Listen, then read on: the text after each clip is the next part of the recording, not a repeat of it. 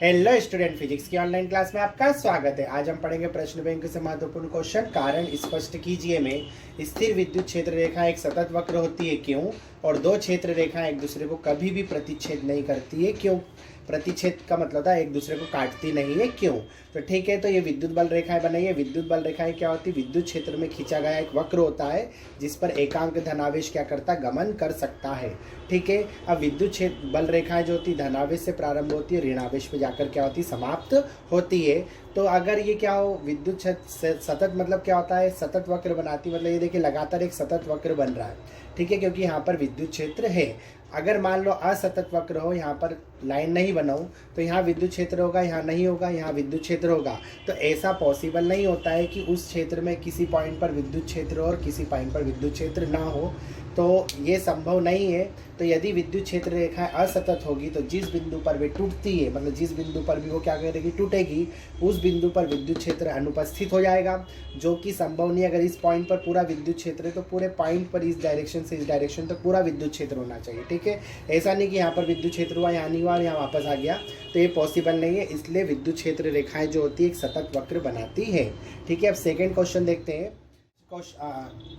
ठीक है, तो अगला देखते हैं। दो क्षेत्र रेखा एक दूसरे को कभी भी प्रतिच्छेद नहीं करती है क्यों। तो ये अगर हम बल रेखाएं बनाए और बल रेखा आपने देखा कि यहाँ पर किसी भी पॉइंट पर किसी भी बल रेखा ने एक दूसरे को काटा नहीं है। अगर सपोज मान ले कि वो काट देती तो क्या होता? तो एक बल रेखा बनी और दूसरी बल रेखाओं को इसको काटते हुए बनाते, तो इस तरह से दो बल रेखाओं ने एक दूसरे को क्या करा? काट दिया। तो इस पॉइंट पर क्या होगा कि अगर मैं दो स्पर्श रेखा खींचूँ, इस पर स्पर्श रेखा खींचूँ इस लाइन से, तो ये स्पर्श रेखा इस पर इस डायरेक्शन में आएगी, और अगर इस पर एक स्पर्श रेखा खींचूं तो स्पर्श रेखा इस पर किस डायरेक्शन में आएगी? इस डायरेक्शन में आएगी।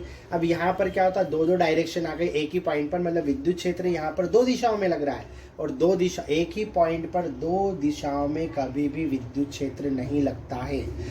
इसलिए बल रेखाएं कभी भी एक दूसरे को काट नहीं सकती है। बल रेखा हमेशा एक दूसरे से कैसी रहेगी? दूर दूर, ताकि क्या हो, हर पॉइंट पर विद्युत क्षेत्र एक ही दिशा में डायरेक्शन में आता है। तो यदि दो क्षेत्र रेखाएं एक दूसरे को प्रतिच्छेद करें तो प्रतिच्छेद बिंदु पर दो स्पर्श रेखाएं खींची जा सकती है, जो उस बिंदु पर विद्युत क्षेत्र की दो दिशाएं क्या करेगी? प्रदर्शित करेगी, जो कि संभव नहीं है। अतः दो क्षेत्र रेखाएं एक दूसरे को कभी भी प्रतिच्छेद नहीं करती।